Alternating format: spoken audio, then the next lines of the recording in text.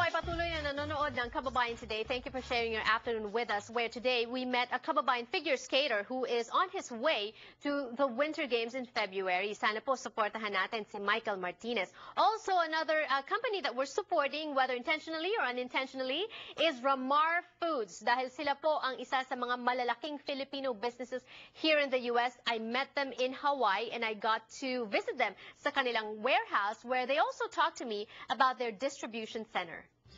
We are still in Hawaii, mga kababayan, celebrating Kababayan Pride by visiting this warehouse. It's brand new, right? Yes, it's less than a year old, Yeah. so we just moved in here. Yes, brand new warehouse of Ramar Foods. Now, Ramar Foods is a Philippine company that was established in the U.S. Can you tell us a little bit about that? It started in 1969, basically in a flea market, and then it just grew from there.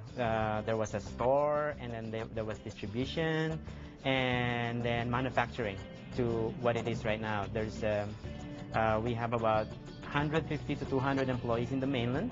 All the products are manufactured in there, the frozen products.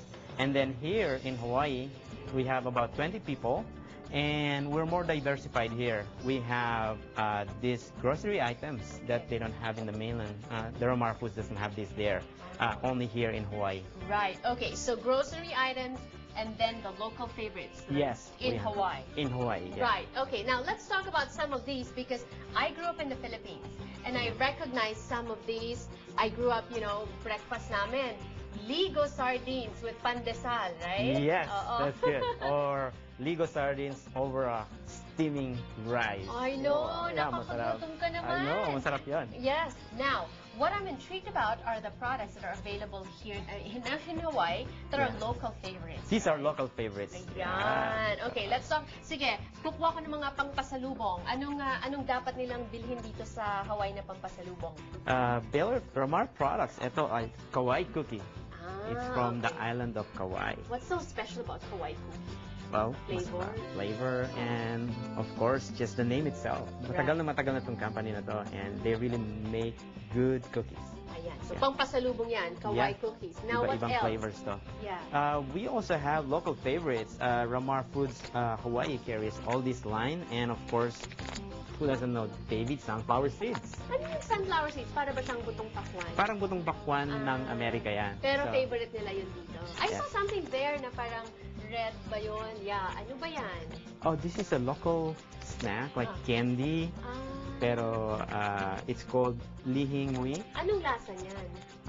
This is actually a plum. Tingnan na nga natin. Pwede ba natin itong buksan? Yeah. So, Ayan. Sige, titikman ko.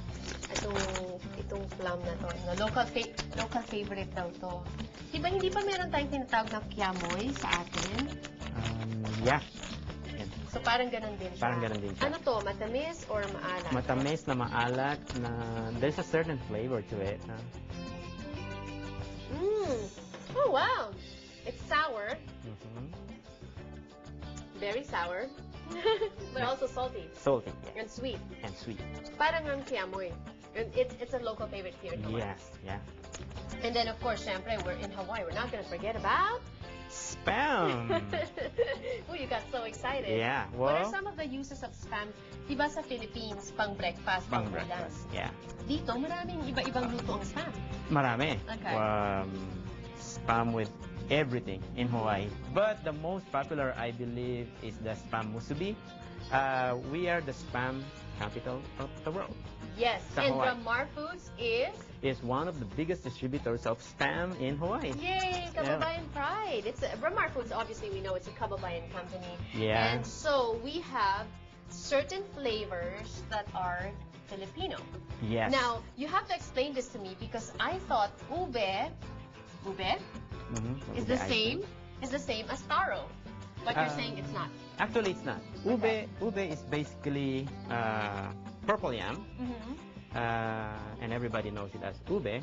And this is the Filipino favorite. Okay. Everybody knows ube. Yes, and yes. In the Ube US, they cake, call it. ube ice cream. Yeah, and some say ube. Yeah, you know? ube. Okay. But then taro. Taro in Hawaii is sa atin it's gabi. Ah. Yeah. Gabi. Okay, yes, yeah. Gabi nga, And yeah. so in the Philippines, we make bicol or ginataang gabi. Oo. Yeah. So here, because taro is so popular among the locals, so we've decided to make a special ice cream. Taro ice cream. So anong lasa? Parang lasang ube din. Halos magkapareho yung lasa, but it has that distinct taste of gabi, taro. So, okay. Masarap siya. So, Masarap siya. Lahat naman ng Ramar Foods products masarap. yes, and Yes? these are all manufactured here in the U.S. using California milk. Wow. And then all the like mango flavors and the coconut, we all get that from the Philippines, of course. Right. Marami pong salamat sa inyong patuloy na pagsubaybay sa Kababayan Today. If you want more, check us out sa amin pong mga social media sites. Meanwhile, this has been Janelle Sawyer, Kababayan in Los Angeles, and I'll see you next time.